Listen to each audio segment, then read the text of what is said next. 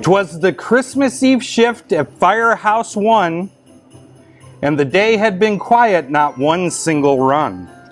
Paul had played Santa for kids in the town who had snapped his suspenders and pulled his beard down. While Marguerite dressed as an elf and gave toys, Rosie the medic tried to herd little boys. Big Bob had cooked up some chili real hot for a 3-alarm supper in a 5-gallon pot. We were dishing out seconds for a late night round 2 with some cops on the beat who had nothing to do. They checked in to see all the unlikely stiffs who, like them, were pulling the Christmas Eve shift. They were making to leave and get back to their route when Kenny yelled over, "Hey, come check this out. There's a truck with its Mars light gyrating away and a Christmas tune playing on the siren's PA. Strobe lights are flashing and everything's going, and I know it sounds crazy, but the ladder pipe's snowing." Sure enough, at the door to the ladder truck bay was an aerial rig with lights on display. The tower was covered with red and green light, and a tree at the top glittered into the night. Jingle bells blared from the siren real loud, and the nozzle sprayed snow in the air like a cloud. He jumped to the roof like a smoke-eaten pro, and into the stove vent he squeezed one big toe. Who are they talking about? I don't know. Oh, you don't know? Santa! Who said Santa? Awesome. Very good.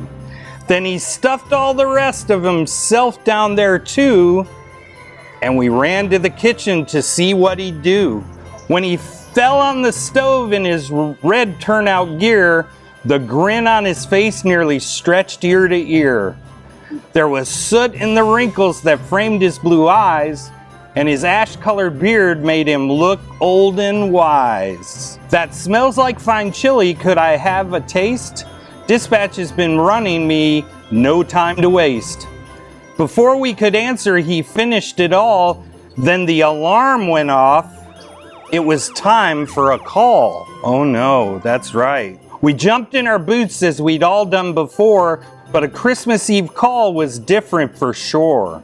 Visions of families flashed in our heads while all of us hoped ours were safe in their beds. Dispatch told us as we rolled out the door, some tree lights caught fire at a furniture store. When we got there, the flames had spread through the place, so the captain radioed for help with the blaze. Oh no. Oh no. We worked through the night to save what we could, and when it was done, we all felt pretty good.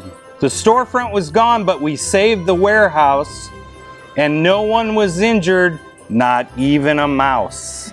We warily loaded our hose in the bed, but we knew there was plenty of work left ahead. To get back in service, we'd tend to it all. We had to be ready when we get the next call. We rolled into the station with dawn on the rise and couldn't believe what greeted our eyes. Ours was the only yard that had snow, and a shiny new pumper sat ready to go. Santa Claus brought us a new fire truck. The red firefighter must have been mighty swift. I suspect that this truck had been loaded with gifts. While we were gone, he had laid out surprises and filled up the station with gifts of all sizes.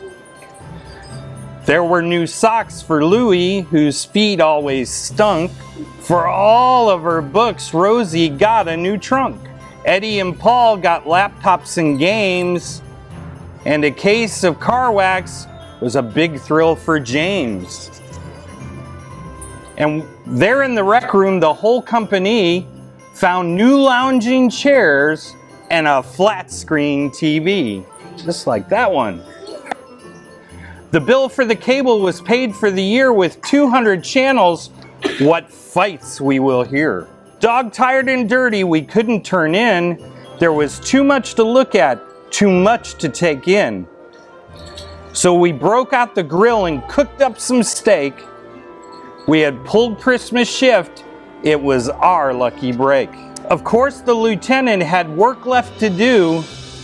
On his desk was the logbook and paperwork too. The night wasn't over until it was done, but it seems the old man had logged in our run. He'd listed our names and checked them off twice, and next to each one he wrote naughty or nice. Is anybody out there been naughty? No. Has everybody been nice? Yeah. Okay. Yeah. Headquarters will say we were playing a trick, but he signed Merry Christmas from old Sergeant Nick. Well, there's the Firefighters Night Before Christmas. That is the first time in my career that I have ever read that book to anyone. That's right. Is that right? Did you like it? All right. Very good. Very good.